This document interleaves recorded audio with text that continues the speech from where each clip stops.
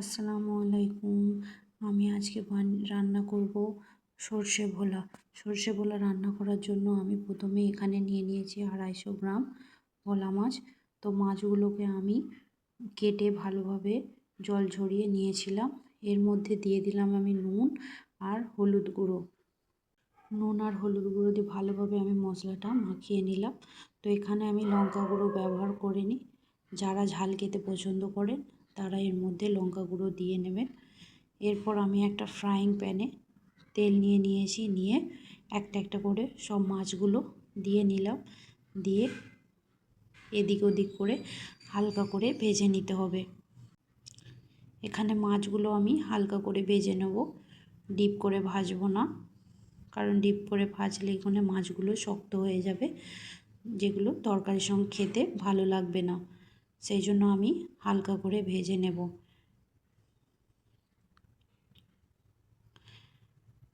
ভাজা হয়ে গেলে মাছগুলোকে আমি তুলে নেব।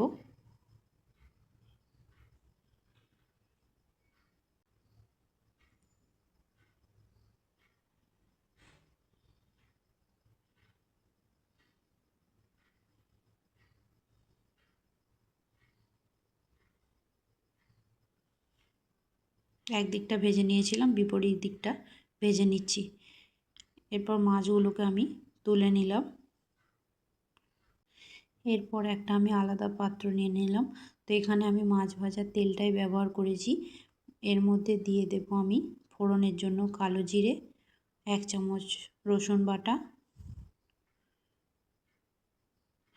1 চামচ হলুদ গুঁড়ো। রঙের জন্য এখানে আমি দিয়ে দেব 1 চামচ কাশ্মীরি লঙ্কার গুঁড়ো আর সামান্য জিরে গুঁড়ো। তো এরপর আমি মশলাটাকে ভালোভাবে মিশিয়ে নেব।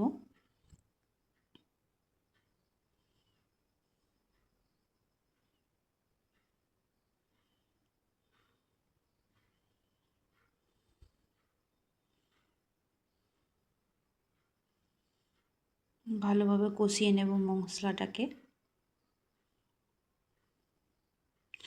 ভালোভাবে কষানো হয়ে গেলে এর মধ্যে দিয়ে দেব সামান্য লবণ। এরপর আমি সর্ষেটাকে পেস্ট করে রেখেছিলাম, এর মধ্যে আমি পেস্ট করা সর্ষেটাকে দিয়ে দেব। দিয়ে আরও ভালোভাবে আরেকটু নাড়িয়ে নেব।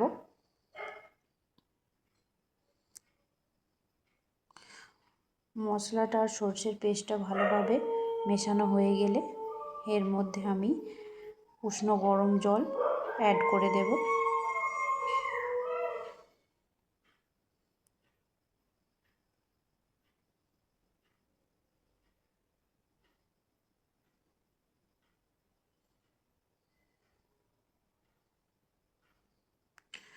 গরম জল দেওয়ার পর আর একটু ভালোভাবে আমি নাড়িয়ে নেব। নাড়িয়ে নেওয়া হয়ে গেলে আমি কিছুক্ষণের জন্য ঢাকনা দিয়ে রেখে দেব, যাতে ভালোভাবে ফুটে যায়। তো এরকম ফুটে এলে মাছগুলোকে একটা একটা করে মাছগুলোকে দিয়ে দিতে হবে। মাছগুলো দেওয়ার পর সব মাছগুলো দিয়ে দেওয়ার পর আরেকবার ভালোভাবে ফুটিয়ে নিতে হবে, ঢাকনা দিয়ে ভালোভাবে ফুটিয়ে নিতে হবে।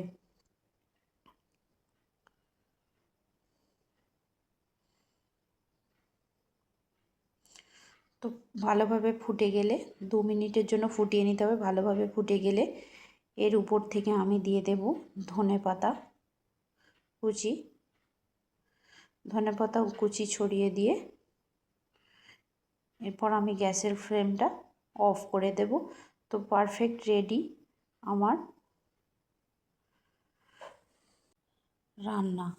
তো সর্ষে ভোলা একদম রেডি হয়ে গেছে গরম ভাতের সঙ্গে পরিবেশনের জন্য, একদম পারফেক্ট।